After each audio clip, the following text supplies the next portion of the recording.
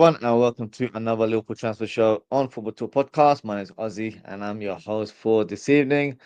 I've taken a couple of days off to spend time with family and friends, and it's the curse of being a content creator at times because during the week there wasn't much developments happening, and then all of a sudden on Friday and yesterday we got some further updates that could indicate that deals are on the verge of being completed. So, no better time to start, and let's speak about the first rumor, which, yeah, every show is going to be about this player, until we officially sign him, and that is Alexander Isak. So, just to paint a picture in terms of what's happened in the last couple of days, Liverpool placed a bid of around 120 million pounds. I think it was including add-ons, which got rejected by Newcastle. Now, some rival fans started laughing because our bid didn't get accepted and assumed that we're just going to pack our bags and not continue any further talks. Well, that's what they want, of course, being rivals, but that's definitely not going to happen. Uh, you think after everything that has happened in the last 2 3 weeks, we're just going to walk away after one hurdle? Of course not. There is going to be a second bid. I'd say in the next few days, so it's pretty much expected now.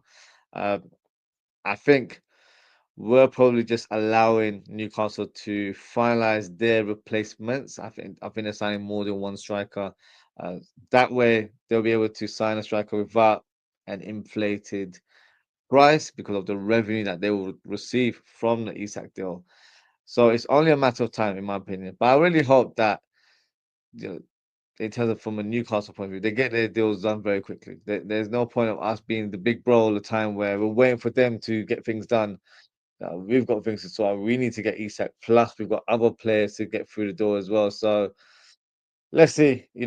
When that bid comes, I would say will probably come in the next few days. Um, and also, yesterday it was reported that Isak has been requested to return to Newcastle and start training. I don't know if he has trained today, uh, and I'm not sure if he'll be permitted to train tomorrow. It's a decision that they'll have to make internally, but I'm sure we'll get some sort of news, especially tomorrow morning, where if he's been asked to train by himself or not attend training, then it would also present the possibility of this deal happening sooner rather than later. So, how do I see this playing out? In all honesty, I'm expecting Newcastle to find their Isak replacement first in the coming days. And once that deal is done, then I expect a second bid to come in from Liverpool in the next 2 3 days. And I think that bid, if I'm trying to be Mystic Oz right now, I think that second bid will be the one that gets the deal over the line. I'm not surprised that the initial bid got rejected. That's always going to be something where you test the waters. You never bid high when it comes to negotiations. So it was always going to be where we bidded a substantial offer. It was still would have broken the British record. Of course, Newcastle want to try and get as much as possible. They pretty much labeled the price tag as 150 million pounds, which is crazy to even suggest that. But having said that, I don't think it'll be too far apart. Apparently, the transfer fee or the deal that we're trying to conclude is roughly 130 million plus add-ons that equals to 140. So it's not too far off. But I know Liverpool fans will ask the question, is he worth that money? 140 million pounds is a lot of money. But look, I'll be brutally honest, and I don't want to sound blunt when I say this. It's not our money. So if my club have identified a player and they believe he's good enough to, come into a club, but also we have the funds available to purchase that player, then I'm just waiting for that player to join the club because fans will always have that debate. Oh, it's too expensive. We've paid over the odds, but Isak for me is one of the best strikers in world football right now. Not just the Premier League. I think in Europe he's one of the most lethal finishers. So we're definitely in the market for him. We've earmarked him as one of our prime targets. So there's no point of thinking too much about the fee. As long as the player comes over, then that's all I care about. So for me, we're on the table, we're willing to spend big, and that should be a positive sign. That should, encourage us Liverpool fans. And look, we mean business when it comes to spending this summer. And I genuinely believe that the deal will be agreed very, very soon. And we're just giving Newcastle some leeway or some free time to finalize their deals because they struggled. Let's be honest. And plus, of course, in terms of the background dynamics, you've got Eddie Howe and Richard Hughes are good friends from their time at Bournemouth. So maybe we're just trying to, look out for one friend looking out for another, in that sort of form. So I'm pretty certain that we'll get some official news coming in the coming week. And I am going to make a bold prediction. I believe Isak will start his first game for Liverpool against Bournemouth, which is the opening day of the season. So drop a comment and let me know what you think. How do you see this panning out? I feel like we're going to get some sort of conclusion next week, and then it should be where Isak is ready to train and ready to start for the Premier League champions on the opening day of the season. So that's my bold prediction there.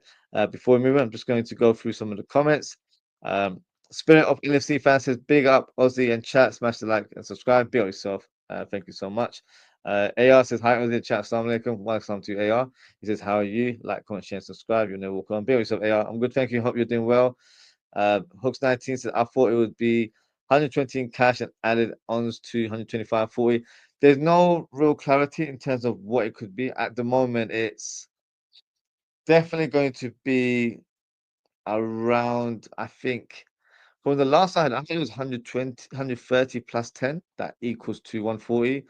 But I think the collective deal will be where it ends up being 140 in total. So it might be like what you said, 120 plus add-ons or 130 plus add-ons. But I think the total, including add-ons, will be 140 altogether. So I think that's the kind of ballpark in terms of what the complete deal will be. Of course, fans will always take that price and use it against the rival fans that, oh, you paid 140 million. But the thing is, those clauses aren't activated once things are achieved, i.e., appearances, goals, assists, individual trophies, team trophies. So there's a lot more involved in order to get the maximum amount there. And of course, there might be sell-on clauses and all that sort of stuff involved as well. So I think it would be 120, 130, and then from there on we'll conclude the deal. So for me personally, I'm not too fussed in terms of what the deal is or how much we end up paying for Isak.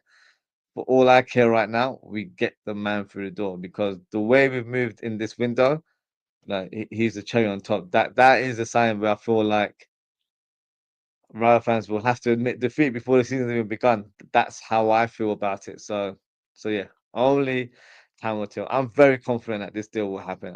It's. I feel like it's gone fast so much now. It has to be concluded at some point. I just don't want it to be where it's in the final week of the window. I'd rather it be where it's next week. Newcastle can get their man, which apparently is Benjamin Sesko, which we'll talk about very shortly as well. And they're able to get Wissa as well. I think that's the second striker that they've identified. So yeah, it's only a matter of time that we get Arde over there, and then they can continue their business and see whoever they want to add because they will definitely add more players to their squad. It's not just a striker or two strikers they need. They need a defender and then possibly another midfielder as well. So they've got a lot of work to do for the last two, three, no, about just under 4 weeks. They've got until end of this month. So yeah, I'm confident Liverpool will get a deal done. Ella says Isak needs to be match fit. Oh, he's not injured. That's just a PR stunt move from Newcastle to try and he's the Newcastle fans. Oh, he's training by himself. He's got a thigh injury. He'll be okay. That's why he's just under rehabilitation. With individual coaches. It was nothing like that. He basically went AWOL. He was unsettled. Didn't want to be a part of the mix. That's why his training is on. So he'll be match fit for next season. And that's one thing that has been a big talking point about Isak. And I feel like a lot of fans during the last few months, maybe during the course of last season, weren't completely on board with Isak because of his injury records over the years. But the thing is, in the last year or two, it's not been that bad. Like, yes, he's picked up injuries, little injuries here and there, but it hasn't been long-term injuries where he's had 2, 3 month layoffs. He might have been out for like 2, 3 weeks and then he returns. I think as Liverpool fans, we've been spoilt over the years because we've had the likes of Van Dijk, Mohamed Salah, who are machines. They barely get injured. So when you've got players like that, you automatically assume everyone should be like that when they come through the door. But that is not the case. But on the flip side, we've also got Ekitike. So if Isak's not around, Ekitike is a more than adequate requirement, or should I say, a replacement for Isak in the lineup. So that's something I don't feel a lot of fans have thought about. You know, we got Ekitike as well. He can play together with Isak in the team, whether it's a bit more of a wider role, but he can still play, you know, in a like for like position, or he can play alongside him. So we've got great strength in them in that striker role, which for me was a problem position, I would say, before the window opened. But I feel like Liverpool are on the verge of addressing it. No, I don't want it too far ahead, but I feel like the Isak move is happening. So that's why, I'm speaking in present terms that it's going to happen. So I think with Isak and Ekitike as your two strikers, it's the perfect mix. You've got one who's the guy right now, and one that's on the verge of being the guy, for years to come. So Liverpool have done some great recruitment, to say the least. Bo says, G, big up yourself, Bo. Hope you're good. Ozan Kabak says, big up the man, Ozzy. Big up Ozan Kabak. Hope you're doing well. Hooks19 says, like to see him first game, but is Slot a cautious man with the limited preseason of Isak being taken into account? Potentially. That's fine. If he doesn't start Bournemouth, then he can start against Newcastle, which is on the 25th. So that's our second fixture, I believe, on a Monday night. So if he's not fit for that, he'll be fit for that occasion. And yeah, if he does end up starting that game, wow, fireworks is an understatement. It's going to be wildfire everywhere we go. I think it's at Newcastle. Let me just double check. I think it's at St. James Park, which would be even more chaotic if that was the case.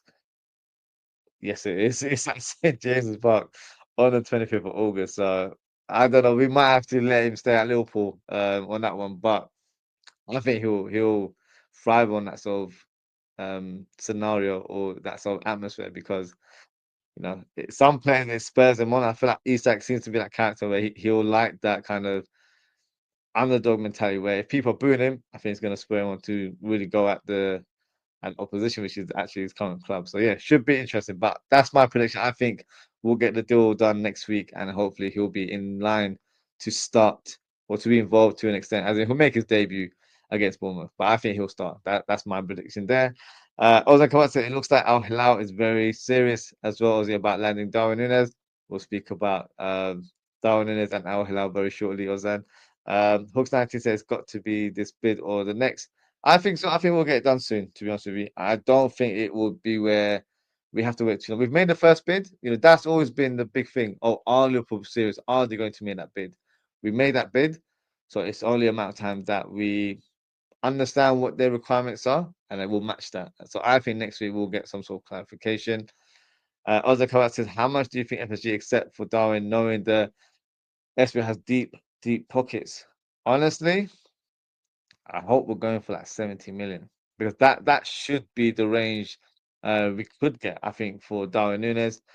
And I think with Darwin Nunez as well, he's a player I think that would do really well there. It's a lead that's not going to be, too intense for him or the physicality is going to be crazy. He's going to go in there and then banging the goals, in my opinion. So I feel like we can always just use his recent performance in terms of the last season. Visually, of course, we know he's missed a few howlers here and there, but statistics wise, he's still got a very good stats in the Liverpool shirt. So that's a selling point. And then we can, you can see when he plays for Uruguay, he's a different player. So when he's in confidence, he's a player that can really deliver. So I think 70 million should be the right amount that FSU will take. I think the minimum will take is 50. And I think that was the Europe price, 50 million. But the Saudi price is 70 million because we know they can afford to splash the cash a bit more. So um, I'd say around that rate, 50 to 70 million. And I think I'll be pleased with that, to be honest with you, considering how long it's kind of evolving now into that deal being done. 50, 70 sounds about right. But if it's Saudi, I think we should be able to get 70 million pounds. Um, AR says Allison, so he's named the squad here. So Allison, Kirkes, Van Dijk, Konate, Bradley, Graves, Szoboszlai, Verts, Gakpo, Ekitike, Salah. And then bench, you got Mama, Woodman, Gomez, Robo, Frimpong, Endo, Jones, Maka, Dans, Rio, and Nioni. We need two centre backs, Winger and Isak Gomez, always injured. Yeah, that's a good point.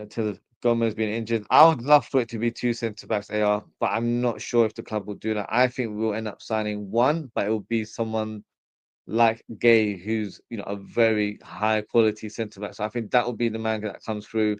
And I think maybe next year is where we sign a second centre back, if that makes sense. The winger, on paper, yes, we should definitely sign a winger that is replacing Diaz in the squad. Whether we do or not, I'm not sure. I feel like we will, to be honest with you, but I don't think it's a priority right now. I think for Liverpool, the priority is to get the Isak deal done first because we're in the mix of that discussion, and then move over to Guehi and then finalize that attacker in the squad as well. And I feel like once we have that, pretty much got the complete squad, if I'm being honest. So yeah, onwards and upwards from there onwards. AR said we need to upload Simicast. Simicast, yeah, I think it will depend if we get interest on him, but yeah, possibility. Reece Williams, yeah, he should be longer. I don't know how much we'll get for him. Richard Hughes did amazing in terms of getting some money for Nathaniel Phillips. So if you can do another miracle, then maybe we'll get at least 1 million of that. But I'm not really expecting anything from that deal. Calvin Ramsey, expect him to go out on loan only because he's not been available in recent times. So he needs to get a loan spell to at least get fit and then showcase his talent.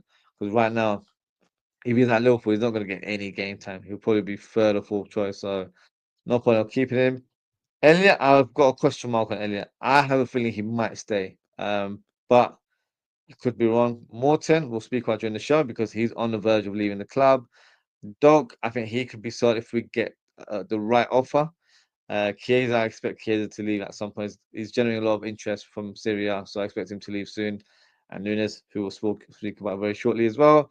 Um, then Kamal said, did you see the rumors of Rodrygo linked to Spurs? Oh, please no. Do you know what's funny about that rumor? I think it was circulating early afternoon. I think it was on Wednesday or Thursday. And then the same evening, just before I was doing the show, the his camp dismissed it, saying, "Oh, we want to move to a bigger club." So, yeah, we don't have to worry about Tottenham in that regards. But of course, you're thinking now maybe that could have been a signing for Tottenham because Heung-min Son is leaving, so they need someone that is the left winger in their team. And they could have sold the project where they were like, "Oh, you're going to be the main guy that replaces one of our legends." But I don't think that would have been the move he'd gone for because Tottenham aren't a team that are consistently in the Champions League, so I think that's the kind of caliber of a team he wants to join, where he knows they're fighting for major honours, on a annual basis, not here and there. Of course, Tottenham are in the Champions League next season, but are they going to qualify again? Possibly. I think they have a great chance of breaking into the top four next season. But as a consistent sort of team, we're not sure what to get with Tottenham, and Tottenham fans don't know themselves at times. So yeah, I don't see there being any sort of truth to that rumor. But you never know. If he's desperate to leave and Liverpool don't come in, then he might just go on loan, for example, and then take it from there. AS says preseason games: Liverpool versus Atletico Bilbao at 5 p.m. and 8 p.m. tomorrow. That is correct. So I'll be doing a watch along for both matches tomorrow. So if you'd like to join in and be part of the show, feel free to join us. And we'll start from 5 to 5 with the first match. Then we'll take a short break and then we'll go into the second match as well. So yeah, feel free to get involved in the chat. It's an open platform so everyone can, have a discussion about football, Liverpool transfers whilst watching the game. Everything is an open platform for you guys. So yeah, feel free to join and get involved. Hooks 19 said he needs to be fighting fit as everyone is going to try and rough him up. Yeah, that's a good point there. AR says Liverpool fixtures, Crystal Palace, Charity Shield. That's next Sunday, isn't it?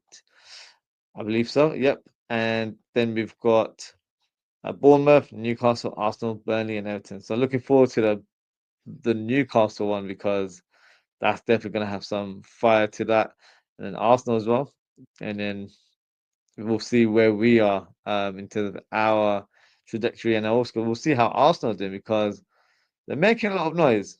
I don't know why they're making noise because they have signed some decent players here and there, but nothing in comparison to what Liverpool did. I don't think we're matched in terms of the transfer window we're having, the type of players we're signing. And currently, our squad is by far better than everyone else's in the league. So, not me being biased, I'm literally just saying how it is. So, yeah, very intrigued to see that fixture coming up.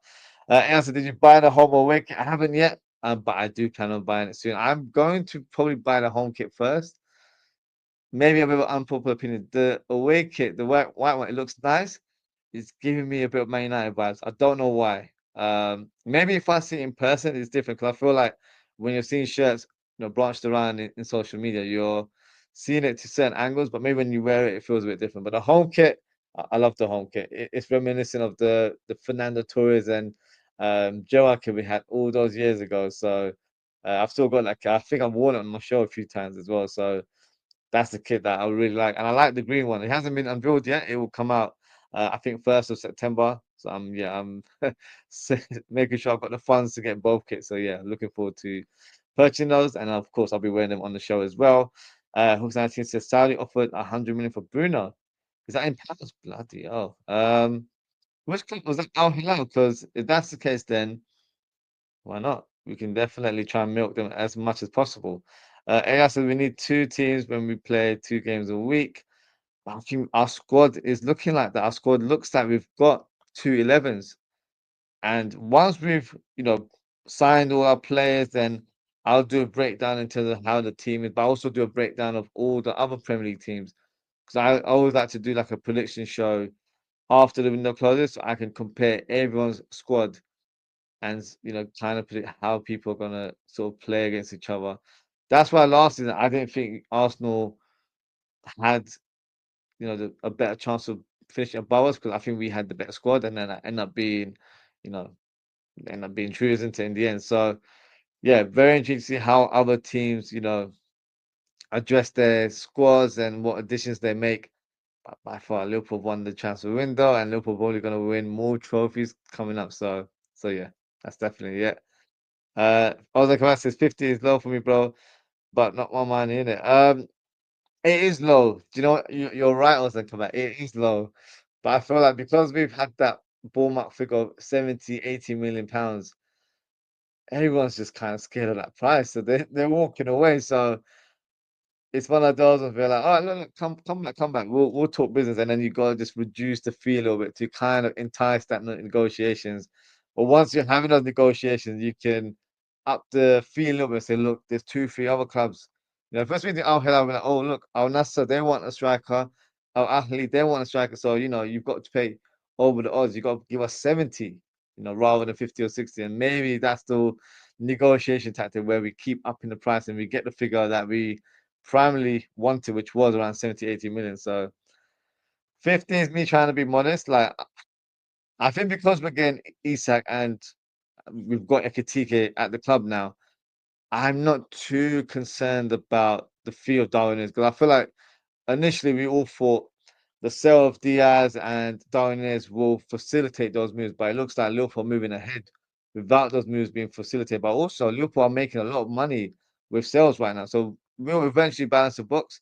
And of course, with our new sponsorship with Adidas and all the sort of winnings that we did last year in terms of winning titles in terms of Premier League and getting to the further stages of the Champions League and other cups, you know, we've got enough revenue to kind of make sure that we're in a good position financially, and then we can go on and pay the salaries that the players are asking for, but also be ready for next summer as well, where we have the funds to go again and sign 1 or 2 superstars if we wanted to. So I think, with the Nunez deal, if we get at least 50, I'll be happy. Not happy, happy is a bit strong. I'll be satisfied that, look, we've sold the player, no sort of issues or any grudges there, but I feel like it's time for us to move on. And look, we've got to look at the new strike force in terms of Ekitike and Isak, and then that, and we'll see the levels. That's what I'll say for sure. We'll see the levels, and then people realize, oh, I see why Nunez got so much hate or he got so much criticism because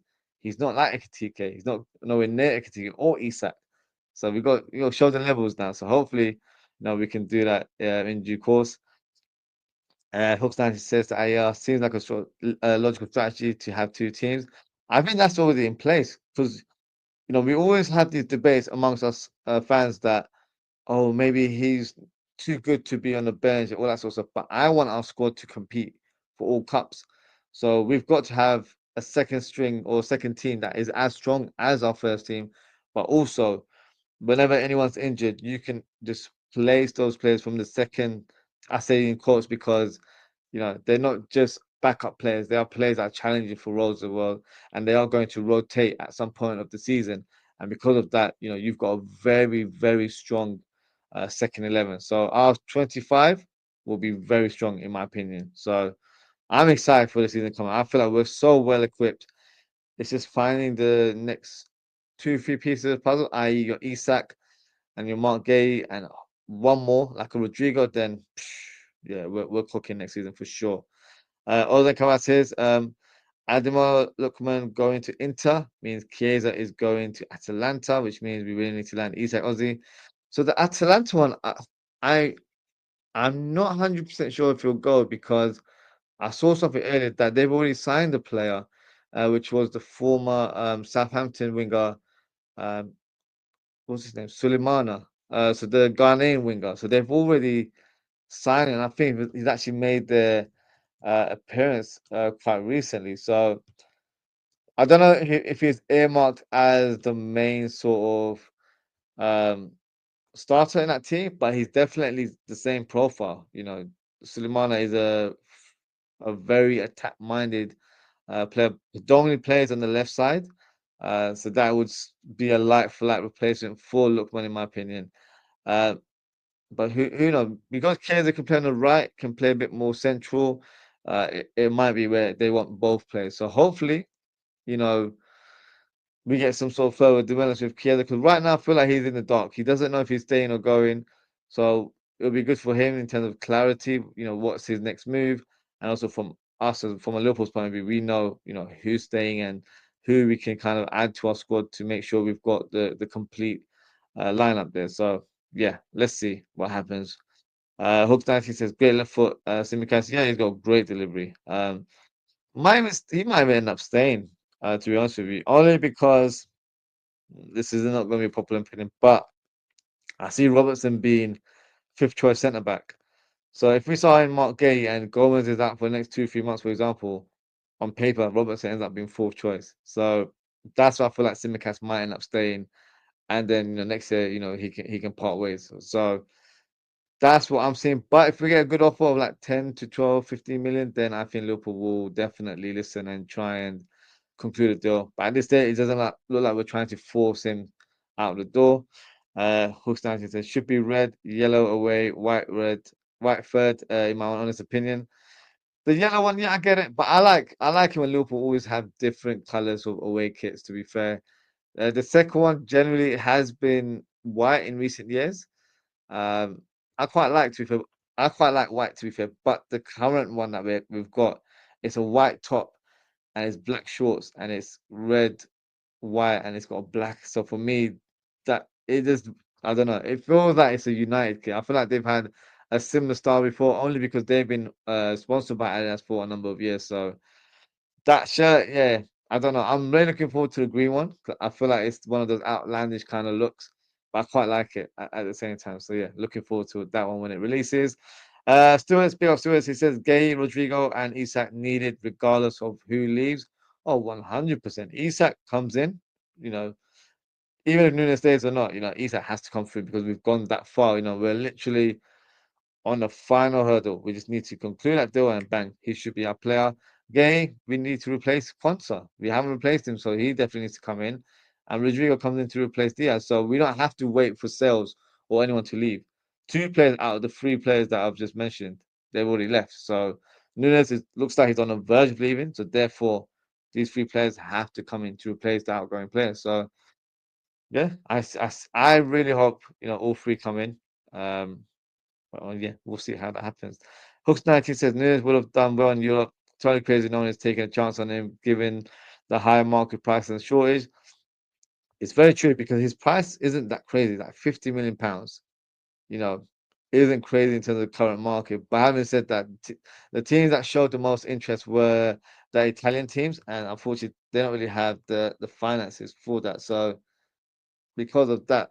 Unfortunately, we weren't able to get a deal done. They wanted a loan plus obligation to buy, which might have been the last resort, if I'm being honest with you, but I don't think it's what Liverpool wanted. So let's see. I think let's not forget Darwin is not an old player. He's 25, 26 years of age, so he can go there, play for a couple of years, and can return back to Europe at 28, where you're entering your prime years, technically as a striker. So still a possibility that he can return to Europe and you know fulfill his legacy or win trophies elsewhere. So I feel like for now, the best move for him is to go to Saudi because they'll be willing to offer him whatever he wants from a playing point of view, and also in terms of financially, he'll pretty much secure the bag and secure his family's future for generations. So it's that kind of wealth that he'll be earning. So yeah, I expect him to move this at some point.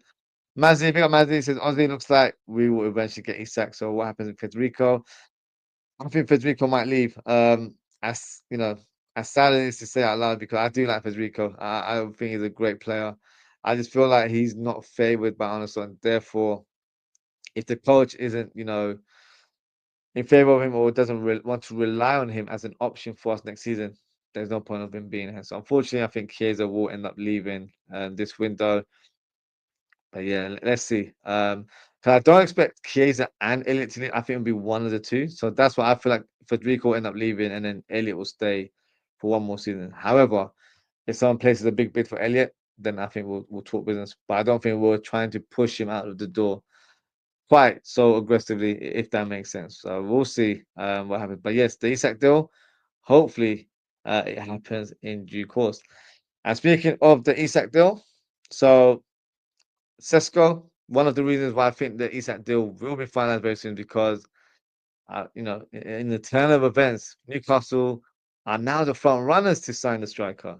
And Manchester United a few days ago thought they were going to get their man. They thought they were going to sign the Slovenian striker, but then all of a sudden, tables had switched, and Newcastle could be edging over Manchester United for the signature of Benjamin Sesko. Now, the only concern that Newcastle have right now is that they have placed a bid of 75 million euros, which is roughly 65 million pounds, plus 5 million euros, which is 4.3 million pounds. So just under 70 million bid, which unfortunately wasn't good enough for Red Bull Leipzig. Uh, but I mean, just like the Isak deal, I expect Newcastle to return with a second bid and hopefully seal the deal, because they've taken a very long time to try and find Isak's replacement. But I think it will happen in due course. So, in regards to this speculation, I'm glad from a footballing point of view that Sesko has picked Newcastle. Other than money being the reason why he was swayed to join Manchester United, I didn't understand the move. I think it would have been a terrible move for him. Of course, United are still a big club, but on the field, they've been nowhere near the level that they've shown in the last 20, 30 years, and then they're nowhere near competing for major honours. So Newcastle, on the other hand, are the team on the up, and I think they will be playing in the Champions League next season, but also they'll be challenging for domestic trophies as well. So I'm expecting Newcastle to sign Sesko very, very soon. And I think he'll be a decent replacement for Isak. Of course, you guys know my views on Sesko. I don't rate him very highly. I think he's a decent striker, still very raw, still has a lot of refinements in order to be regarded as a top striker. But for Newcastle, I think it's the right club, it's the right project for him. He still is able to play at the highest level, which is the Champions League. He's all coming over to one of the best leagues in the Premier League as well. Uh, he'll be playing for a very passionate fan base. So there's a lot of boxes that are being ticked here. So I think it's a good move for Sesko. Um, and let's be honest, there aren't many strikers available in this current market. So he would probably be the best option available. But also, before we move on to the next room, a shout out to Uncle Jurgen, because I'm sure he's helped us with the Sesko deal. Maybe he's spoken to the player and said, look, you got two projects there. He's probably weighed the pros and cons and say, look, Newcastle seems to be the right place for you for your development, but also you can really grow there and do what Isak did. Isak would be the prime example for Sesko, where he came from Real Sociedad. Wasn't the finished article, was very raw actually, but under Eddie Howe, playing for Newcastle and playing for the Newcastle faithful, it allowed him to become the player he is right now. So that's the blueprint to sell that project to Sesko, and that should win him over. United will try and throw the money bag in his face and say, "Look, you come here, you're gonna earn this amount of money, but what's it really about? Is it about your legacy or earning the big cash?" That is the big question that you have when you're trying to sign new players. So I think the Sesko deal will happen soon, and I don't think it has a direct link with us getting Isak because I think we'll get that Isak deal whenever. If they still can't find a replacement, we will still get this Isak deal before the end of this window. I think if they get the Cisco deal done very quickly, then it speeds us our process and we get the striker uh, sooner than later. So that's why I feel like, you know, we're not depending on this deal to be finalized, but we're depending it in order for us to fast track our signing in terms of Isak coming over to Liverpool. So yeah, it's a positive sign because I feel like they were running out of options. They were looking at players like Wissa and Watkins, which are still good strikers in my opinion. But Sesko, I guess, is that young prospect that is exciting a lot of fans across Europe. So I see why he has that appeal, and I think he's a good replacement for Isak for that Newcastle team. Before we move on, let's go through the chat. And then Mazzy says, "How much do you think we will pay for Isak, and how much are we going to get for Darwin? And do we still go for left wing as well?" So in terms of the Isak deal, I think we will pay around 135 million. I think that's the rate. I think it's just going to be below 140. I don't think it will reach quite 140. It'll be around 130, 135. I think that will be the grand total. So I would probably say like 125 plus 10, and then it ends up totaling to 135 million pounds. In terms of Darwin Nunez, I've got two answers in my head. I'm hoping for 70 million, but I feel like the club will be reluctantly pleased to accept 50 because we're not getting a lot of interest for him. So let's put it in the middle. Hopefully we get 60 because I think 60 is still a good amount. And do we still need a left winger? Very interesting question. You say obviously yes because of the Diaz situation, but if we sign a left winger, does that block the path of Rio, which I'm sure a lot of us have high hopes? I think we should still sign a left winger, but that player has to be someone that isn't just a left winger. It has to be someone that can play across the front line. That way, you get a bit more versatility from the new signing, and of course, Rio will still have a pathway to one extent. So, I actually mentioned this in my last show as well. I think maybe if the club were a little bit smart, not saying they're not, but this is what I would do in this situation. I would completely change the focus of us signing a left winger. My idea would have been sign a left-footed right winger that has the ability to play left wing. So I'm not saying this is the player I want, but in terms of stylistically,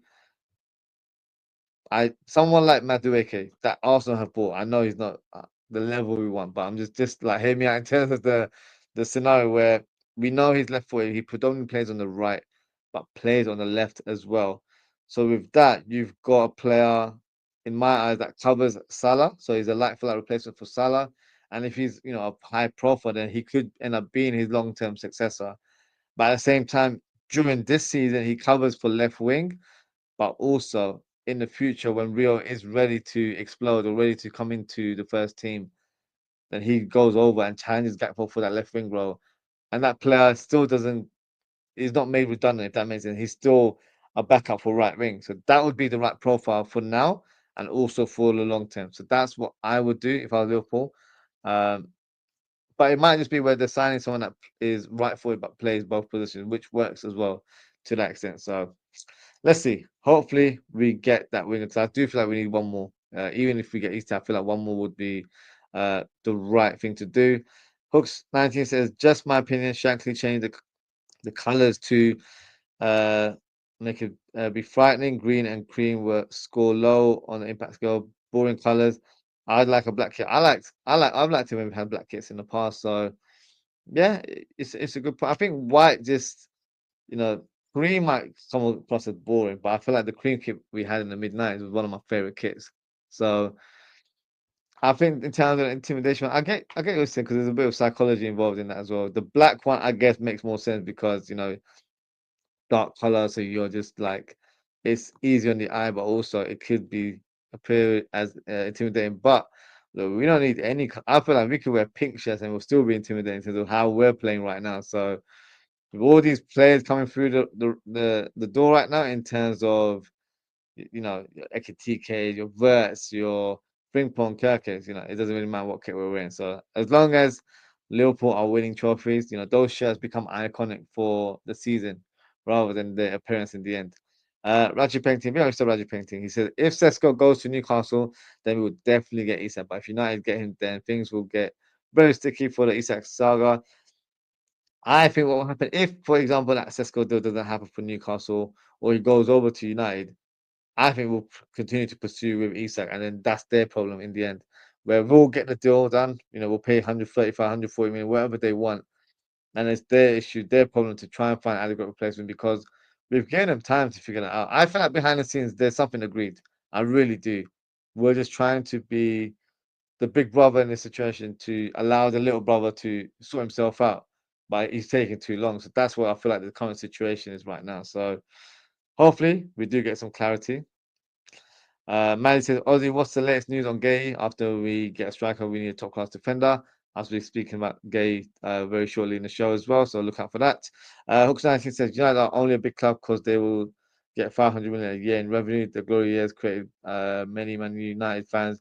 We're just about still buying merch sponsored by surely do willingly now. They still have an appeal worldwide because of the history that they've created over the last 20, 30 years. But on the field, yeah, it's not looking good. Of course, when it's one or two players, the expectations of some of the fans goes a little higher. And of course, it's Amarin's first time where he's had preseason with his current squad, and of course, United will play one game a week. So let's see what happens with United. I don't feel like they have the complete squad right now, but maybe under the window we can assess that and see where they stand. But I don't think they'll be challenging for major honors. I think even if they finish in the top half, that would be a good achievement for them. Ozan Kamat says we land Isak by the Community Shield game. Ozzy, I feel it. I think we do. I don't think he'll play in that game, but I think we will end up signing him next week. And then my prediction is that he makes the lineup for a debut in terms of the Premier League. So he will face Bournemouth in the opening game. That's my prediction. So yeah, let's see. Let's see how far we go in terms of Isak coming to Liverpool. Raji Penny said, if we get Isak, who, in my opinion, is the best striker in the world, the Swedish R9, then we don't need a left winger. I love that Swedish R9. I don't think I've ever heard that. If we need a left winger still, I think we'll still need a left winger. Of course, because you have to remember, Chiesa is expected to leave, so he's no longer an option for any of the wide areas. I think Elliot will stay because we have not heard much noise recently, but he could possibly leave as well. So therefore, you've got two more attackers leaving. So on paper, you've got Salah on the right with no backup directly. I know Frimpong will end up playing there a lot more this season, in my opinion, but he doesn't have a like for like replacement if you're writing two teams on paper. And then your number 10, you've got Verts and Szoboszlai, and then you've got Gakpo, and Gakpo doesn't have a challenger because it used to be Diaz. Some fans will say, well, why don't you put Rio there? I don't want Rio to be the direct backup for Gakpo at the start of the season. During the course of next season, we can eventually um, transition him into the first team. I've predicted that he'll be in the mix a lot more after January, where Mohamed Salah's on international duty, so we'll need another attacker in the squad. I think that's where we'll see him get involved in the first team. So rather than put on so much pressure on him at the start of this season, let him learn his trade for the under 23s from now until December, and when January comes around, we can slowly embed him into the team. So got to play it very carefully, very sort of intelligently where we don't rush him just because we see the promise. We don't want to knock his confidence or we don't want it to be where we put too much pressure on a young kid and it doesn't end up happening the way we want it to happen. So we've got to be very careful, in my opinion. Billy said, Billy said, bro, you didn't reach out. You on Twitter X. Um, I am on Twitter. I'm not sure if you reached out to me, but if you have, apologies. So my Twitter is at Aussie underscore FTP. So OZZIE underscore FTP. Feel free to message me. Apologies if I've missed any messages. I've not been on social that much last few days. So if you have, I do apologize. Hooks19 says loads of our players drift left, don't they? Yeah, it's not going to change because Ekitike does that as well. Isak does that. Um, and then Gakpo, but of course, those are two strikers that like to play in that way. That's why I feel like we've got like for like players in our two strikers because they like to play in a similar way. But I think Ekitike has a bit more to his game where Ekitike likes to drop deep and then become the link up player between the midfield and the strikers, where or attack, I should say. Whereas Isak likes to attack the channels a bit more, so he's a bit more on the front foot. That's why I've said that I feel like they could play together if there was an opportunity, or if we needed two strikers, or if we needed, Ekatike's sort of directness playing from the left hand side and then becoming more of a goal scoring asset in the team as well. So yeah, we do, but I feel like we have the right dynamics in the team as well. Hooks19 said 90s cream kit is my nemesis. Really? Please let me know why that is. For me, that's nostalgia for me because I think that was the first Liverpool shirt I owned. So for me, that's more of a childhood memory, more nostalgic that that was the first shirt I owned. Um, wish I still had it, but yeah, I don't have it anymore. But so for me, that holds a lot of weight. So I don't know if why you don't like it. Maybe it's the look of it, but for me, it's more sentimental reasons more than anything else. Billy, big up Billy says we absolutely need a left winger. Diaz must be replaced. The big three need replacing Nunez, Jota, and Diaz. Can't put in a start for me. Don't rate him highly at all. Rio needs space and time. He looks a baller. I agree. I think we still need an attacker, even if we get Isak. We don't have a lot of wide options. Like just the way I presented it, if Keynes and let's say Keynes and Elliot both leave, which I don't think is the right thing. I think one of them should stay, and if one wants to leave, that's fine. But ideally, I want both of them to stay, but that is not going to happen. So if it is Chiesa that ends up leaving, Elliot will be the backup for Salah technically, and then we've still got a vacant space in that left wing because it's just Gakpo. And Gakpo last season picked up an injury last season where he was out for about a couple of months. So we need to make sure we have the numbers, not just the quality. The numbers have to be there as well, in my opinion. So a left winger, to challenge Gakpo for that role has to be a priority, and also with Rio, I totally agree. We can't do what other clubs have done in the past where you've rushed that youngster through and unfortunately, their career fizzles out. I don't want Rio to be one of those players. I feel like he's got a lot of potential, but I feel like he's at the right club. Liverpool don't really fast track players in the first team for the sake of it. Maybe we've done it in the past because we didn't have much first team talent, but we're a very well oiled machine right now. So we've got the quality, we've got the numbers. So he's in a great squad or great situation, even where when he plays, he won't feel that pressure to deliver, if that makes sense. But I feel like because he's on the verge of turning 17 this month, once he turns 17, we've got to let him play the under 23s, which is a big jump, by the way. 6 years gap, 23s, and he's 17 playing at that level. So I feel like he can definitely, um, learn his trade. But if he's making mistakes, there's no eyes, there's no limelight on him at all. That's where you can develop, learn the trick of the trade. You can learn from other players who are a bit more experienced than you. So the more game time he gets, the more he's going to learn, the more he's going to improve, in my opinion. So yeah, it's very, very important that we kind of take our time with Rio and not rush him to, being a first teamer right now. But he's definitely an option. I do feel like due to the quality he possesses, he's definitely going to be an option, in my opinion. So yeah, expect to see him play cup games. I'm very sure that he'll play cup games. But I think towards the latter stage of next season of this season coming, I do see him playing one or two games in the league and maybe in the Champions League as well. So yeah, expect him to be involved at some point.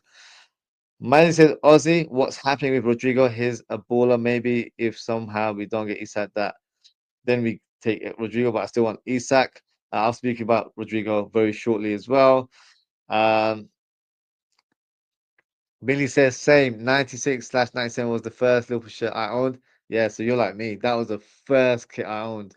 So I didn't even buy a home kit. My first kit was the 96 one because I became a fan in 96 officially. Because before then, with like I didn't really have like family, a lot of family that were football fans. So my cousins were or they still are Liverpool fans, so I kind of followed their footsteps. But it was officially around that time. But before that, I just liked watching football. So I was like watching the Premier League on Match of the Day every week, and then with that, you start building more of an interest. And even though Liverpool weren't winning a lot at the time, but due to family alliance, I was like, all right, fine, that's my team.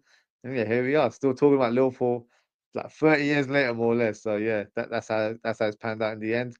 Um, Other questions. Apparently, the new away kit isn't white; it's a cream off-white color. I've heard that, so that's why I said earlier on.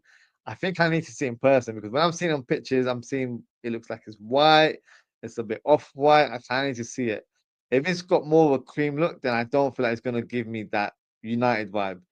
So that's something that I'm going to have to go to an Adidas store and try and figure out. But yeah, the home kit, I'm all for it. I'm gonna have to get one for my kids as well. So yeah, it's gonna be an expensive one, to say the least.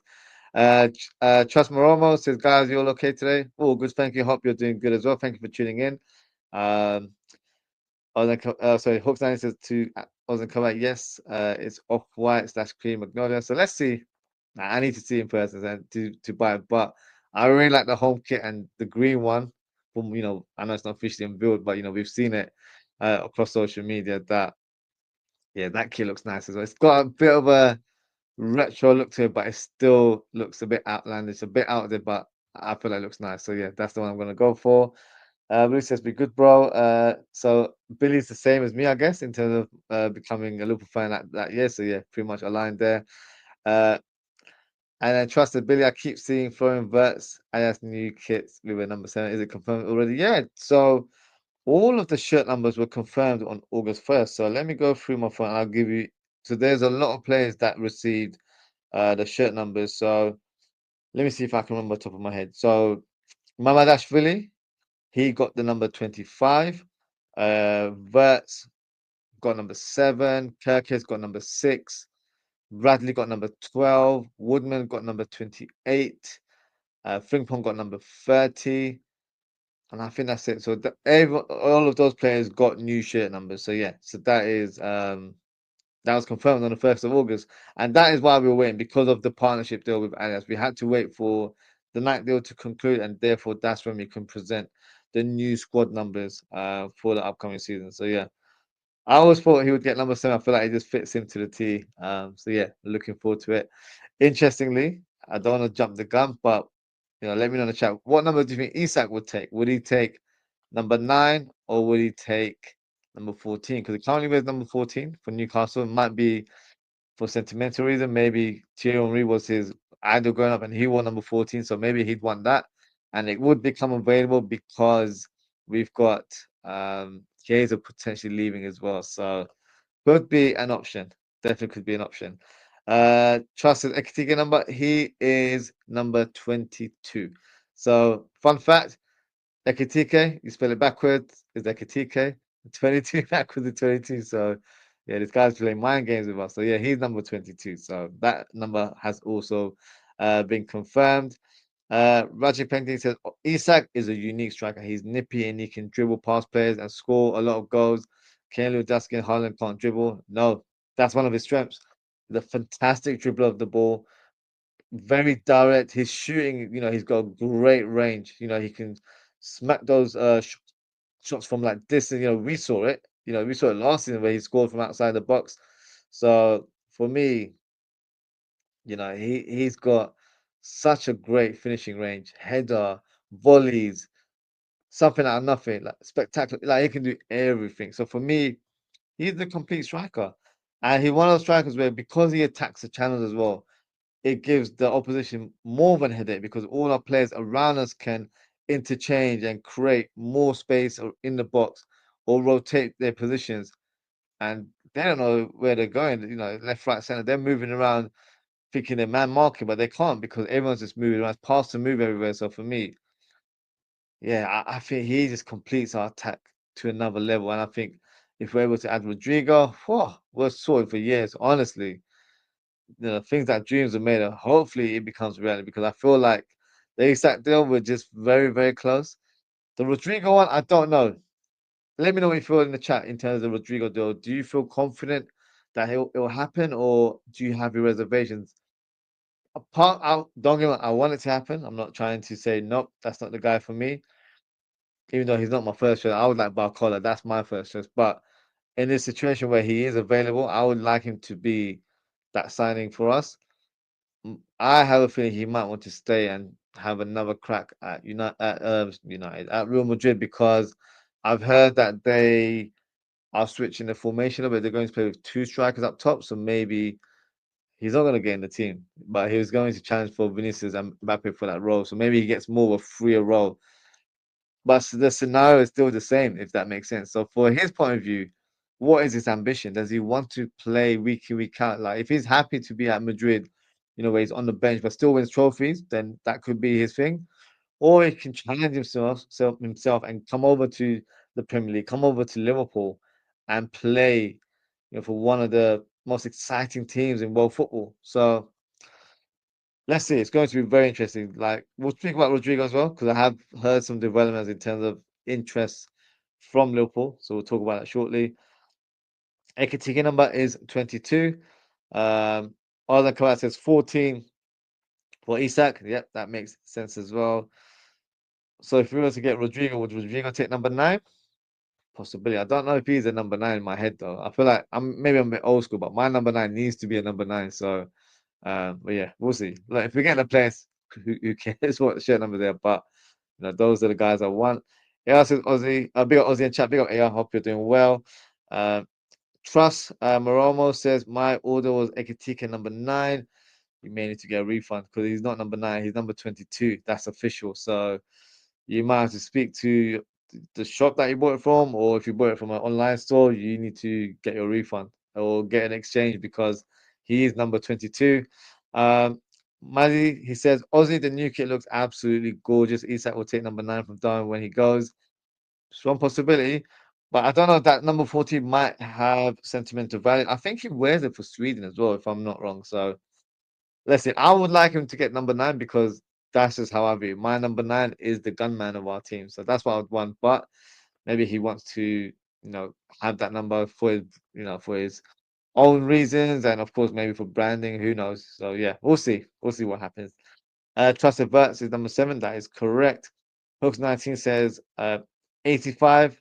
When I started paying attention. Trust Maramo says Isak if we sign number 14. Okay. Guehi number 6. Oh, you can't get number 6 now. That's not available. So that has been taken by Kirkes. So Guehi would have to take. So what shirt numbers do we have? None of the first 10 are available apart from number 9. He's not taking number 9. That's for sure. No, I feel like Chelsea had. Was it Bu- Bubadze, something like they had this defender and he wore number 9, and that really irked me. So yeah, hopefully that never happens from a Liverpool point of view. He'll have like number 14 available, I guess number 15. Um, so he'll have to have a double digit. He won't have a single digit shirt number, but I'm not sure he'll be too fast about that. I think he just want to become a Liverpool player at one point. Mazzy says Verts number 7, Salah number 9, number 11, and Isak number 9 would be amazing. That would look dangerous for opposition teams. Yeah, they really will. Trust Maramo says so. Joe Gomez is not leaving. Then I don't think he is, unless there's been some news. If there is, please feel free to drop a comment in the chat if there has been any rumors. I haven't seen anything about Gomez leaving.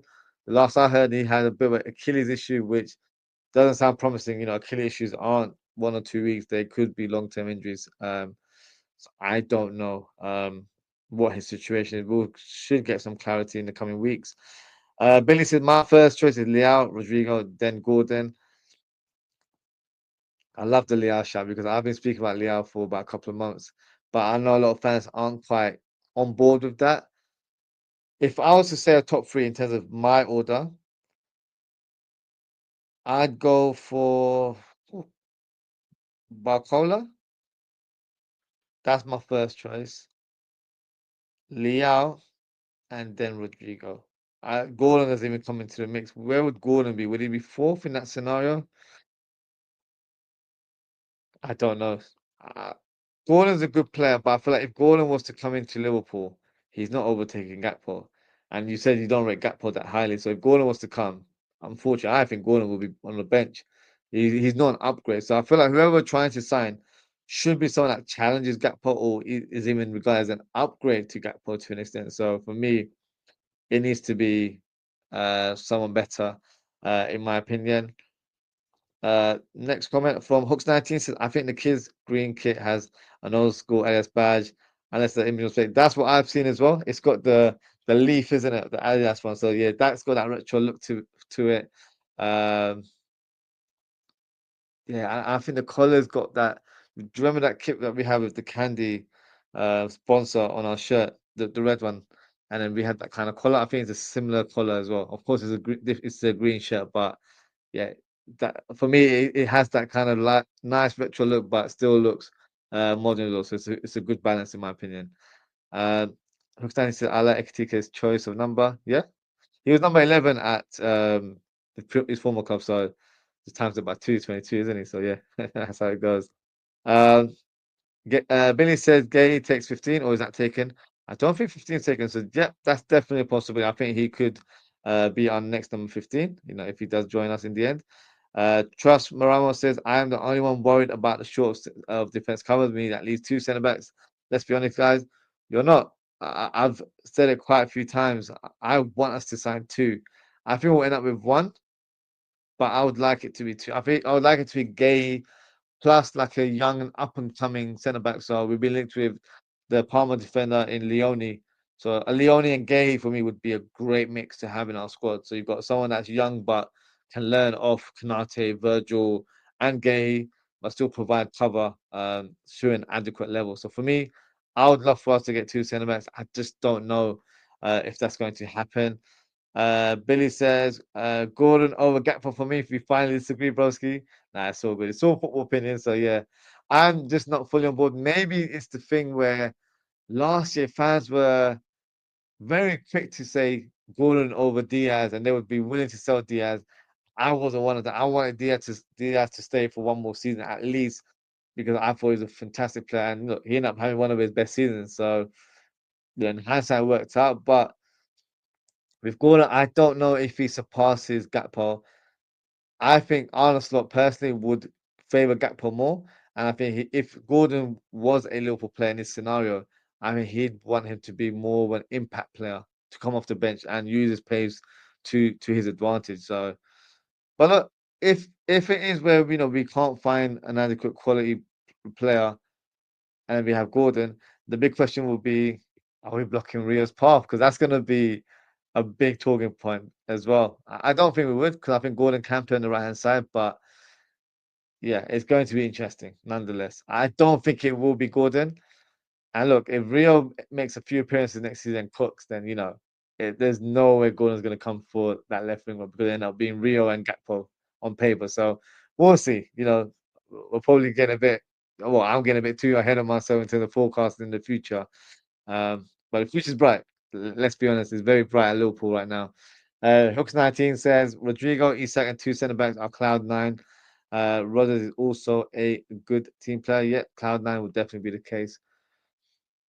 Can't rule it out. It's just that maybe because we haven't been linked with a lot of centre backs, I just have the assumption that it's Guehi, and then from the coach point of view, maybe they see Gomez as the fourth choice. But in my opinion, he shouldn't be labelled as the fourth choice. He should be fifth choice.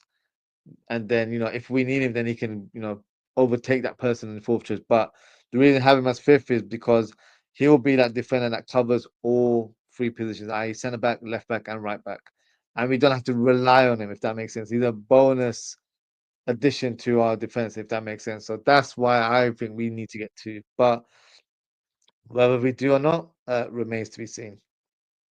Billy, who's confirmed the numbers, big up yourself, Billy, he said, Kirkez, uh, he's not got seven. He's got number six. Uh, no, I think maybe I'm actually okay. I'm reading wrong. Apologies. So yeah, six is Kirkez, correct. Four versus seven. 12 is Conor Bradley. 22 is Katike. Mamadashvili is 25. 28 is Woodman. Yep. And 30 is Ping and forgot his name. Pekshi, so he's 41, and Trenioni has a new number, which is 42. So yeah, thank you, Billy, for confirming that. AR says big up Aussie and chat, big up AR. And Billy says other numbers either available potentially up for grabs depending on exits. Include 12. No, 12 is Bradley's now, isn't it? So 12 is not available. 13, no one takes 13. I was watching something there a few days ago. Apparently, 13 is not even a number. Like you can't pick 13. I don't know if that's true. Let me know in the chat if there's any player in the Premier League that is number 13. I don't think they've just discontinued number 13 or it's not available. I don't think I think it's just usually superstition. People don't pick number 13 because we got it as an unlucky number. I don't think it's officially not a number that's available, if that makes sense. But yeah, I don't think that's the case. 15, 16, yeah, I think that sounds right. 19 would be Elliot, I guess, yeah, 21, 21, 22, 23, 24, 25. Muhammad Dashvili has now. 27, that is available, I believe, yeah. And 30, yeah, it's Spring Pongs. So not all of them are available now, but yeah, there is a good sort of wide range of numbers there. Osman Kabak said, would you be content with Osman Diomande instead of Gay or Z? You know what's funny, Osman Kabak? I think a couple of months ago, I said Diomande as the number one target. So my answer to that would be yes. Dreamland scenario would be both. And I'm being greedy, yeah. Yes, I know I sound very greedy there. But I wouldn't mind either. And the reason I say either is because Diomande has the ability, in my opinion, to be one of the top defenders. He's got the the traits that Konate has in terms of being very strong, very dominant in the air, but very fast, very quick, in terms of making tackles, and his distribution is good as well. Diomande can play in a back three, in a back four. He even played as a DM for Sporting Lisbon at times last season. So he's a player that, I feel like is a great backup on paper for Konate. And look, we don't know the future of Konate. So if Konate leaves, then you've got a player that is an adequate replacement for him, like for like. We're not gonna have to change the way we play, and Virgil will have a partner that he can kind of rely on as well. So I would be happy with Diomande. If we can't get the Gay deal, and I said this last week as well, I'll cheaply go for Diomande because that deal hasn't been concluded by Palace. So if Palace don't want to play ball, we'll take their primary target. Just like we did with Newcastle, we do Ekitike, we'll do it with Palace. I'm not trying to sound arrogant or cocky when I say that, but those two players in Ekitike and Diomande, we've had interest in the past. So they're on our shortlist. But because of, for example, with the Isak deal, that was our primary target. But Newcastle tried to play us, but we're going to play them, I guess. And then with Palace, they're trying to ask for too much money. So that's the issue regarding that deal being concluded. But I wanted Diomande as our first choice to come into our squad. So yeah, I'd be happy with that, to be honest with you. But I like Gay as well because even though he might not excel in areas of his game in comparison to Konate or Diomande, um, he's very experienced. He's a leader on the pitch as well. He's versatile, both footed. Let's not forget he's both footed, and he can also play in the back three and the back four. So I feel like he would be the perfect addition to our squad, the right balance. He's not superior to Van Dijk or Konate, but playing alongside him, I think he can form good partnerships with either Van Dijk or Konate, or even when he's fit, even with Joe Gomez, because they played together for England as well. So they can definitely. That's a good quartet of defenders there that can play with each other, and I think it's a great balance of experience as well. So that's why I want Guehi. Dreamland talking, I'd want both Guehi and Diomande, but I don't know that's gonna happen. So maybe I'm just getting ahead of myself there. Billy says, big up to AR. Hawks 19 says a lot of players go for other numbers that add to 9 because it's a attachment number. Yeah, that's true. Billy loves number 13. Big up yourself. I don't know too many that do, but yeah, big up yourself. Trusted my signing wish list is Isak, Guehi, Fofana, and a young centre back with high ceiling. The January window we sign a DM. I think the DM will be next summer. I think we'll go for a big signing next summer, whether it's a Baliba or Morton. It's going to be that type of player. Uh, Isak, agree with Gay, agree with Fofana. I wouldn't mind. Um, he'll still be a bit of a risk. I don't know if he'll adapt to the league. I would have reservations about him, but he would be a more viable option because he can play on the left and he can play on the right. So yeah, I do get that one. And the young centre back as well. That makes sense for me. As well. So I agree with that. Hawks 9 says Cody is extra special in my opinion. I like Cody. I feel like he's not getting the respect or the appreciation from our fans, but I think Diaz was in the same boat. So I feel like Cody's a good player. But if we get Rodrygo, it's going to be a great battle. And I feel like you need to sign players like that in order to get the best out of everyone. And I don't feel like that's an issue. I feel like you need to challenge yourselves in these kind of scenarios. And the best case for Liverpool is that these players will play a lot of games. All of them will play. So it's not like, one's going to be benched for days, is going to get frozen out. He will play. Everyone will get their fair share of games next season. So for me, yeah, I'm excited, and I'm excited to see who we sign for the left wing because I do believe we will sign another attacker for that position. Ozen Kabas says the last player to win 13 was Adrian. Yeah, let's say let's say the better other than come back. Yeah, I think that should be enough to sway everyone away from that. If you get another good player that takes the number 30, then changes that perception, then that's another thing. The best number 13 that I can remember, feel free to let me know in the chat as well, is probably Balak. I feel like Balak was the one that was really good and made that number seem decent, I guess to that extent. I can't remember. Oh, Danny Murphy from a Liverpool point of view, he had number 13 and he was a master on the free kick, so he was a decent number 13. But otherwise, I can't really think of anyone else.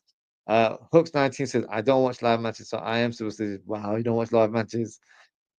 Oh, fair enough.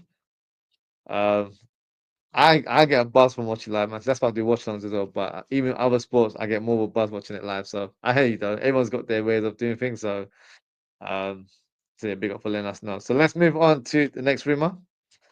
Uh, and that is Darwin Nunez. So let's talk about him. So we've already touched on him a little bit. So with this Isak, transfer getting closer and closer, unfortunately, one player will need to part ways and find a new club, and that looks like it's Darwin Nunez. I've said it many times in the show before. Uh, this is the time for Darwin to move on and continue his career elsewhere.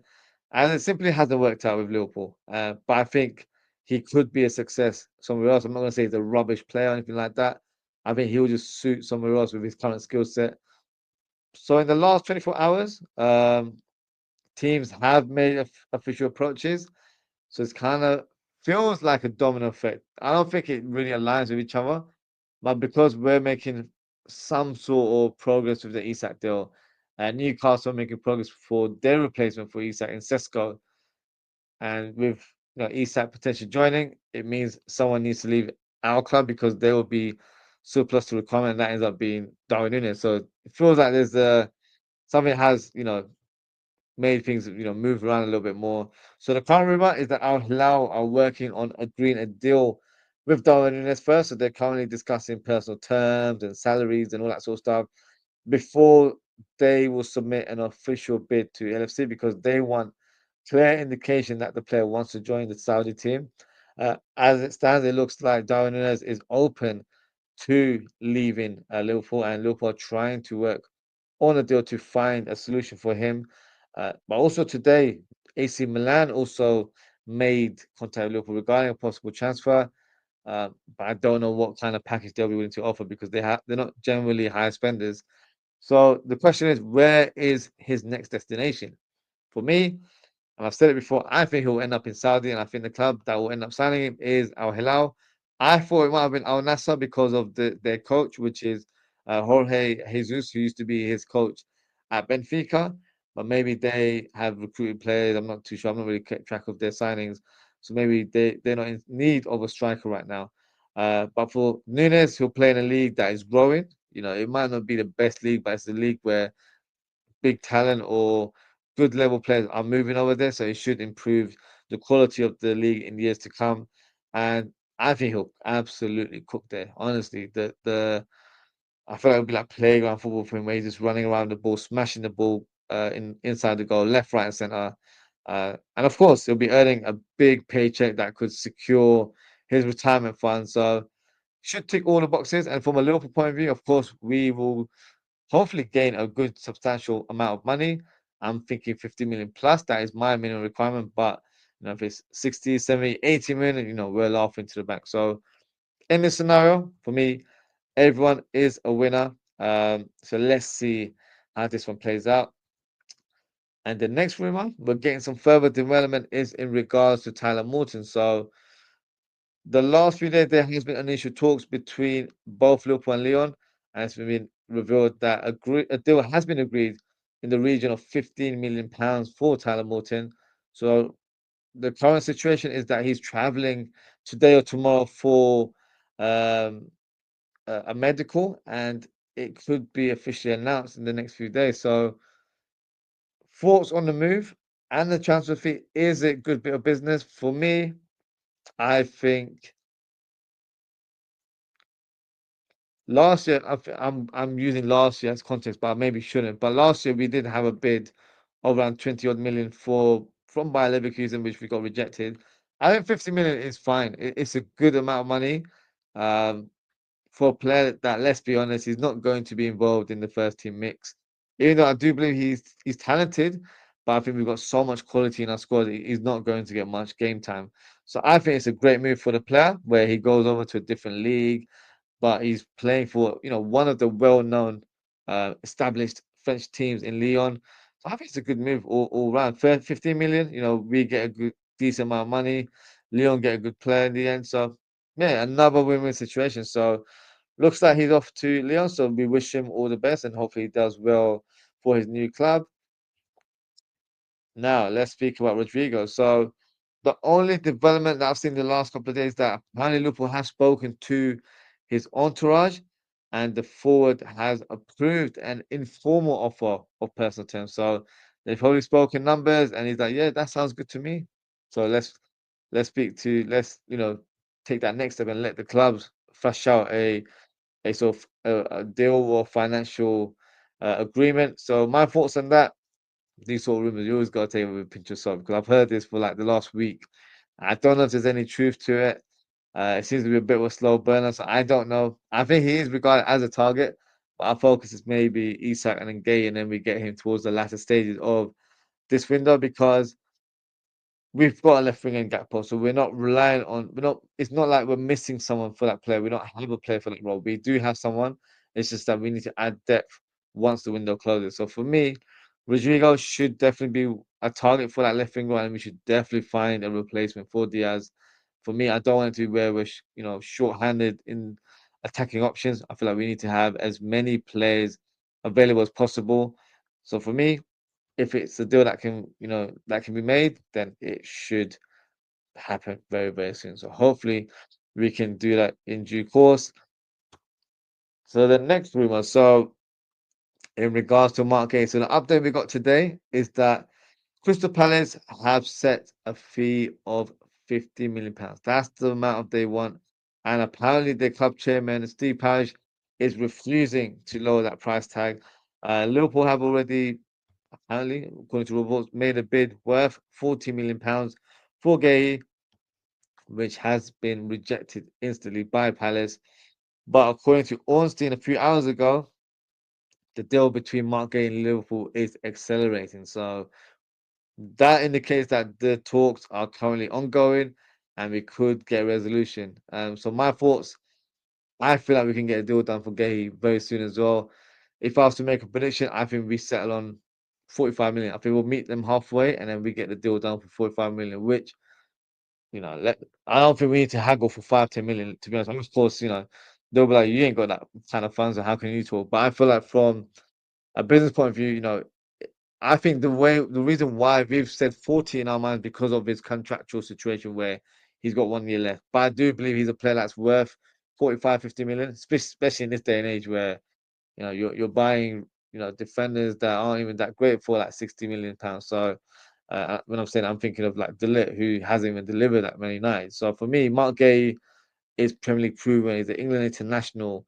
As I mentioned earlier, on both footed, can play back three, back four, be a great cover, great foil for Konate, Virgil, and Joe Gomez. So as a quartet, I think we've got a great balanced midfield, centre back position there, in my opinion. So yeah, I would be all over this, and I really hope there's some truth to this. If Ornstein's saying is, a deal is accelerating, that's very, very positive sign. So maybe we'll hear some official news in the coming days. And the final rumor of today is Ibou Konate. So the rumor, every day is different, but I always feel like it's recycled information that he wants to stay at Liverpool and that he's very happy at the club. Should we be surprised by that? No, because whenever we see him on the field or off the field in terms of the social media, footage that they show of pre-season and the training, always seems to be, in great spirit and very happy to be at the club. But we're a club that's on the up. We're winning trophies. We're signing big, big players. Like he's not been part of this kind of window ever at the club, and neither of any of the other players in the squad either. So this is a very special time for Liverpool, and he would be a part of that mix. And in the future, he'll be one of the main guys in the defense because I feel like he would have a great role in our defense whenever Virgil van Dijk, departs from the club. So it's a no-brainer for me. But then, players have different ambitions, and maybe he just wants to challenge himself in a different league and play in La Liga or play for Real Madrid, as the destination that he's being linked with right now. So for me, you know, if he doesn't want to stay, it's just his own accord, own preference that he wants to move over to Madrid. I don't think there's nothing we can do because we're a team that's on the up, and we clearly are. Next season, imagine if we win multiple trophies, like that should keep him on board. But players are individuals; they have their own way of thinking. So hopefully, we'll get some clarity in regards to Konate. I really hope we get a new contract for him, and he signs a new contract. More importantly than not, I'd love for it to be by the end of this month that he confirms that he's staying at the club. That would be the perfect scenario. But I think it's going to play out a little bit in this coming season, which is annoying. But if the outcome is that he stays, then it's not too bad. But yeah, we just have to wait and see. Hopefully, it doesn't affect our season, which I don't think it will. But he needs to stay focused because if we end up signing a Marc Guehi, then if he's not on top of his game, Marc Guehi is more than adequate enough to displace him in the team. Not that I feel like he's a better player. I think Konate is a better player than Marc Guehi. But if you're not playing to the standard that we expect, things have to change. Players need to be rotated. So that's something to kind of look out for next season. And that is the final rumor. I can see we've got a few comments here, so I'm just going to read them out before we close the show. Um, Hooks 19 said, good idea of doing Monday. Yeah, he's a player I really like. I've been speaking about him for about a year or two now, so really good profile. I think he would be a great signing for us. Let's see what happens. Generals Mark 1, big up yourself. He says, according to Delos, the Bean Times, Sesko is going to Newcastle, reported 15 minutes ago. Big up yourself. Yeah, it seems like that is going to be his likely destination, which I think is a good signing for Newcastle United. I think it's the best move that he could have chosen between Newcastle and Manchester United. I don't think Manchester United would have been the right move for him. Hooks United said local is source normally general. Yeah, that's true. LFC 20, big up yourself. He says, do you think with Nunez is going, it paves the way for Rodrygo? It kind of will, I guess. Obviously, like for like, it doesn't, but because Diaz went first, that's a spot available for left wing, and then now Nunez is going, so that vacates a spot as well. And of course, unfortunately, with Jota passing, that's a spare position in our squad as well. So Ekitike has pretty much taken the Jota role in the squad, and then you've got Darwin Nunez who's on the verge of leaving. That would be on paper Isak's replacement, and then you've got Rodrygo coming in to replace Diaz in the squad. So that's why I feel like all three of these players need to come in, and then you've got Gay replacing Quansah in the defense. So yeah, we have to replace these players like for like, in my opinion. Host 90 said McTominay went from United mediocrity to Serie A hero. I would expect him to do the same. I think he would have really cooked in Napoli.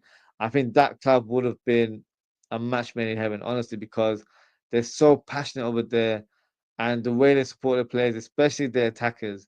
Yeah, he would have been treated, in very high regards. So it would have been a great, great move for him there. Unfortunately, the financial package didn't meet our requirements, and they weren't able to push the envelope for that signing to happen. So yeah, unfortunately, it never happened for him. But we definitely have some other suitors for Nunez. So hopefully, he can get his move eventually this summer. Hooks 19 says, nice change of scenery for Tyler. Best of luck to him. Personally, I would have kept him for the second team. I would have, minded him to be there because a lot of fans have a lot of high hopes on Bajtic, which I don't because he's always injured, in my opinion, and I don't feel like he can be relied upon. So with Morton, even when he played in preseason the other day, he looked quite good shape. Good passing range, looked a decent, option for us into next season. So if he wanted to stay, I wouldn't have been, annoyed about it because he would have been fifth or sixth choice. But maybe, with him going, maybe it opens the door for another midfield signing. Maybe I'm getting a bit too excited there. But who knows? Because we need to make sure we have the numbers. Bash, I think he's still injured, so I don't expect him to leave. I think he'll probably be in the squad at to some extent this coming season. And then yeah, I don't think we'll sign him midfield. I'd love to, but I don't think that'll happen. So yeah, we'll see. But yeah, I wish him the best as well. I think whenever pulled upon, he's definitely done a decent job for us. Hooks 19 said if we want Rodrygo, I believe he'll come and relatively cheap. Uh, can't let Tot get him. Tottenham won't get him. I know Son's leaving, so they need to find a adequate replacement. But I don't think Rodrygo would be enticed or appealed by a move to Tottenham. No shade on Tottenham. I just don't think it's a project he wants because he wants to play for one of the heavyweights. That's how he's looking at it. So I don't think it comes into that mix there. Hooks Knight says, almost don't want to talk about the game deal. It's so badly managed, so stupid. Fingers crossed. Once he says it's accelerating, so that gives me a bit of positivity that we'll get some developments in the coming days. So yeah, hopefully that will happen. So that is the final comment, and that is the end of the show, guys. Thank you so much for tuning in. Thank you to everyone getting involved. Thank you for your engagement as always, guys. Shouts to Spirit of LFC fans. Shout out to AR. Shout out to Hooks19. Shout out to Bowl. Shout out to Ozan Kabak. As always, be yourself. Shout out to who else do we have? Shout out to Stewart's. Shout out to Mazzy. Shout out to Billy. Shout out to Trust Maramo. Shout out to Roger Penting. Shout out to who else do we have? To Genesis Marks One, big up yourself, and shout out to LFC20. If I missed you, apologies, but shout out to everyone for getting involved today. If you haven't already, please don't forget to like and subscribe to the channel. In terms of upcoming show, I will be doing two back-to-back watch-alongs, which doesn't happen a lot, but got to make the most of it. So we'll be going live from 5 to 5 UK time tomorrow for the Liverpool versus Bilbao match, and then the following match, same teams, but of course different personnel, will take place between from 8 o'clock. So then we'll have a short break, catch a breather, get a few snacks in there, and then we'll start and watch the second game tomorrow. So two watch-alongs tomorrow. If there's any breaking news in regards to transfers, then I will do a follow-up transfer show. So you might get 3 shows on the bounce tomorrow. So yeah, hopefully, you'll be tuning in tomorrow for the watch along. So yeah, please, if you haven't already, please don't forget to like and subscribe to the channel. So that is it for today, guys. Thank you so much for tuning in. Take care, stay safe. I hope to speak with you all very, very soon. Goodbye.